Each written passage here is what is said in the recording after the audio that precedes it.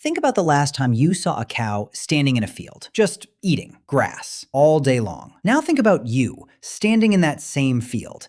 You could reach down, pull up a handful of that same grass, put it in your mouth, and chew. It wouldn't kill you. You could actually swallow it.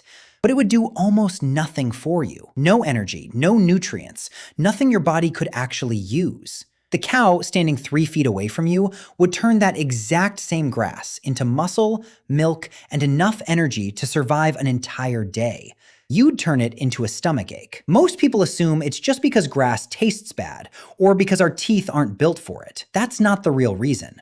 The real reason is buried deep inside your body, in a fight your ancestors lost millions of years ago. By the end of this video, you'll understand exactly what your body gave up in exchange for the brain sitting in your skull right now, and why that trade might be the most important one your ancestors ever made. Let's start with the grass itself. Grass is mostly made of something called cellulose. Cellulose is basically the plant's skeleton. It's what keeps every blade standing upright instead of collapsing into mush. And it's incredibly tough, almost indestructible, chemically speaking. To break it apart, you need a very specific tool, an enzyme called cellulase. Here's the twist. No mammal on Earth actually produces cellulase in its own body. Not cows, not you, not a single one. So how does a cow do it? Here's what's fascinating. The cow doesn't digest the grass at all. Not really, not by itself. It outsources the job. Inside a cow's body is a massive chamber called the rumen. It can hold up to 60 gallons of half-chewed plant material at once. And that chamber isn't really part of the cow's digestive system in the way you'd think. It's a fermentation tank, a living ecosystem. Trillions of bacteria, fungi, and microscopic organisms live inside it. And those microbes are the ones that actually make cellulase. Picture it. Every mouthful of grass a cow swallows isn't going straight into a stomach. It's dropping into an underground colony, a bustling city of microorganisms whose entire job is to break that grass down atom by atom. The microbes eat the cellulose, and in return, they release fatty acids that the cow's body can absorb and burn for energy. The cow isn't digesting grass. The cow is farming bacteria and living off what the bacteria leave behind. But that's only half the story, because a rumen alone wouldn't be enough. Cows actually have 4 separate stomach chambers working together. The rumen ferments. The reticulum filters out anything too large to be broken down yet. The omasum squeezes out water and absorbs nutrients. And the abomasum, the 4th chamber, works almost exactly like your own stomach, using acid to finish the job. Here's the part most people don't know. Cows regurgitate their food, on purpose, again and again. That chewing the cud you've probably seen a cow doing while lying in a field, that's partially digested grass, coming back up from the rumen, getting chewed a second time to break it down even further before it goes back down for round 2. A cow can spend up to 8 hours a day just chewing. 8 hours. Almost a full workday spent purely on grinding down food that's already been swallowed once. So what killed the possibility of humans doing the same thing? It's not that evolution forgot about us. It's that our ancestors made a very different bet millions of years ago. Imagine you're an early human walking across the African savanna roughly 2 million years ago. Every single day is a math problem. How much energy do you burn finding food versus how much energy does that food actually give back? A rumen like a cow's would have solved the fiber problem, but it comes at a brutal cost. That fermentation chamber is enormous. It needs a massive gut to hold it, a huge intestinal tract to support it, and a body built entirely around slow, constant digestion. And an organ that big needs blood, lots of it, constant fuel, day and night, just to keep it running. Here's where the science gets specific. In 1995, researchers named Leslie Aiello and Peter Wheeler proposed something that's now called the expensive tissue hypothesis. Their idea was simple, but it changes everything. The human body only has so much energy to spend, and 2 organs compete harder than any others for that energy, the gut and the brain. A massive fermenting gut, like a cow's, burns enormous amounts of energy just existing. But so does a massive brain. Your brain right now, sitting quietly in your skull, is burning through roughly 20% of your entire body's energy, just to run. just to think the thoughts you're thinking right now. According to Aiello and Wheeler, our ancestors' bodies couldn't afford both. A gut built for raw plant fiber and a brain built for complex thought. So something had to shrink, and the gut lost. Compared to other primates our size, human intestines are dramatically smaller, simpler, built for food that's already partly broken down before it even reaches us. Which raises an obvious question. If our gut got smaller and we can't ferment cellulose, how did we survive at all? This is where fire comes in. Somewhere between 1 and 2 million years ago, our ancestors began doing something no cow, no gorilla, no chimpanzee has ever figured out. They started cooking their food. Heat does something remarkable to food.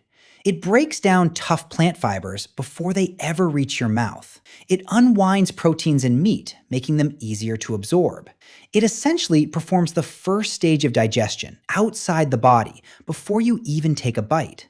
In a sense, our ancestors moved the fermentation vat. Instead of carrying it inside their bodies like a cow does, they built it outside, using flame instead of stomach acid, using smoke instead of bacteria. Cooking didn't just make food taste better, it freed up energy. Energy that no longer had to go toward a massive gut. And that energy went somewhere else, straight into the brain. So here's where it gets almost unbelievable. Every single thought you've ever had, every memory, every plan for tomorrow, all of it may exist, at least in part, because your ancestors traded a cow-sized stomach for a fire pit. But let's go back to that field, back to you, standing there with a mouthful of grass. What's actually happening inside your body right now if you swallow it? Your stomach acid is far too strong for the job. A cow's rumen sits at a gentle, almost neutral pH, close to 7. Perfect conditions for delicate microbes to thrive. Your stomach, by comparison, is closer to battery acid, somewhere between 1 and 3 on the pH scale. Any microbes that might attempt to break down cellulose simply cannot survive in there. So the grass moves through you almost completely untouched, past your stomach, through your small intestine, barely scratched. By the time it reaches your large intestine, your resident gut bacteria do manage to ferment a tiny fraction of it. But tiny is the key word. Nowhere near enough to matter. Nowhere near enough to build muscle or fuel a day of work the way it does for a cow. Mostly, it just adds bulk and keeps things moving.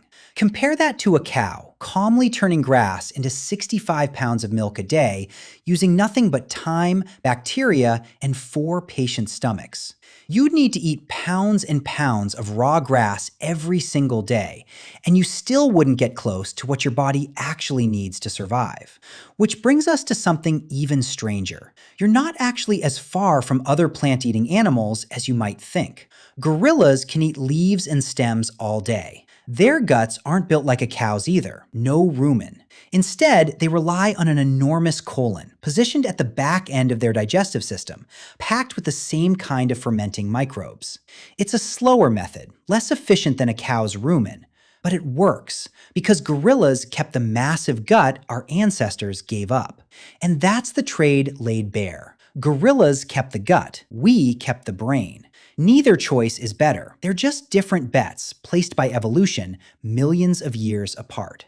So what does all of this actually mean for you, sitting here right now? It means every time you eat something soft, something cooked, something processed, chopped, blended, or broken down before it reaches your mouth, you're relying on a strategy your ancestors chose over 2 million years ago. You are, in a very real sense, still living off that decision.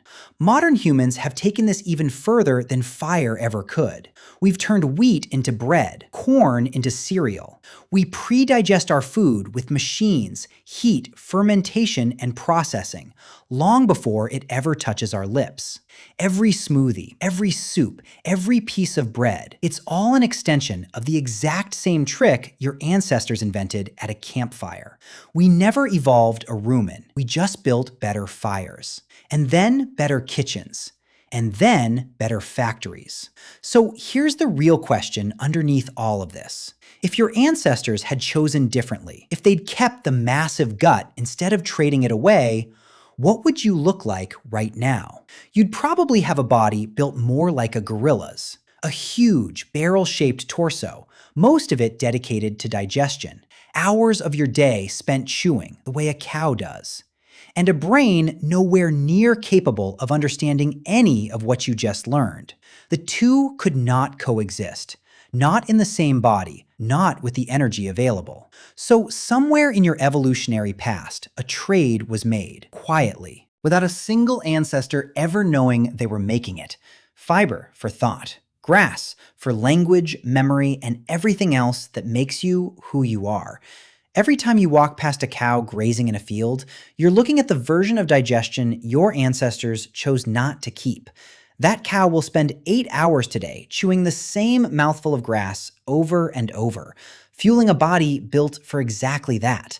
You'll spend maybe 20 minutes eating a meal that was cooked, processed, and broken down long before it reached you.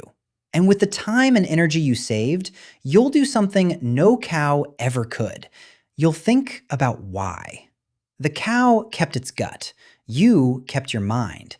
And every single thought you've had while watching this was only possible because your ancestors gave something up long before either of you existed.